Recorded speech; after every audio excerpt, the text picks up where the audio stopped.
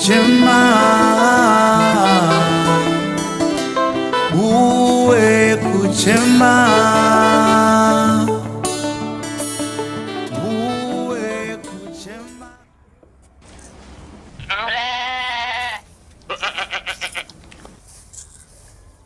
We mankingo. Yes, Joman. Wadi Jojo. Wadi.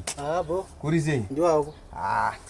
Inangu mda. Ndanje kutsvaga ndikuba nekudheni kwako nekupa phone house bati. Ndara mangu zvamuri kuita so. Wadye ndikona uri kunon'ona. Kuvhunduka. Chi. Tikuta kuno kufunzwa sei. Kupfutura kwese ndumangu amuna kugadzira. Wadye. Handizo ndakadye kuti apa inyama yekwe kwa maidhodho yaya. Kuti uya kwa maidhodho ya? Ndio uri kunon'ona nazvino. Guru rakaurayiwa paEaster ka. Ndio uri kunon'ona nazvino. Mdara pakaipa. Asi wambobva kudambura imwe manje. Ayo ndakazoti pamwe ndikazotenga uyu kazvingaite nani. Mdara pakaipa. Ndakazotenga ice cream box.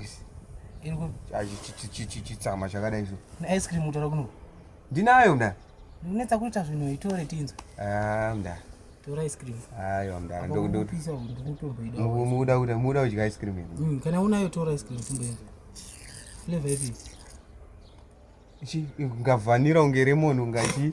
Autozi tora tioni. Inenge iyo yaya. Kuti ichi? Yeah. Fanta akana koko. Tora tioni. Ya visual.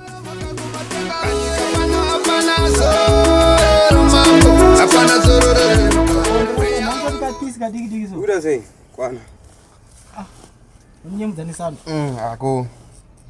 Aungazondinyemudza futi nekwa ice cream. Ndiyo iyi? Ndiyo iyi. Hanzi chi ice cream ndo flavor yacho? Ndo ice cream. Yafuta unaka. Chi vanilla smooth vanilla. Zvangofanana kana ndikati venera zvangofanana. But panchi kunhuwa kuvhura kwaita lunch yako iyoyo. Atinzwe kunhuwa lunch. Ndambokudza kana ndikuguta kana nekuya kwe. Iyoyo kukahwe makandanzwa akasike kufichura ikako akasi. Sauti iwe kuti chauti chaora. Chaora.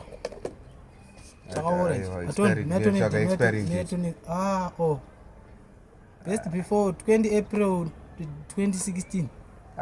Kudya zvinhu zvakaora izvi. Aparongoti mudumbu zvaora izvi. Saka ndochinji ukonzesa mudumbu ichi. Chaora ichi mfana. Chaora ichi. Chaora ichi. Mda. Chaora ichi kudya ice cream yakaora. Ndiyo kuda kundidyisawo yakaora. Awa inyika yacho mda. Ndadototi ndichatodya 2017 20 inenzi 2023. Saka chaora. Saka chaita sei? Chaora ichi. Chaora. Chaora. Chaora.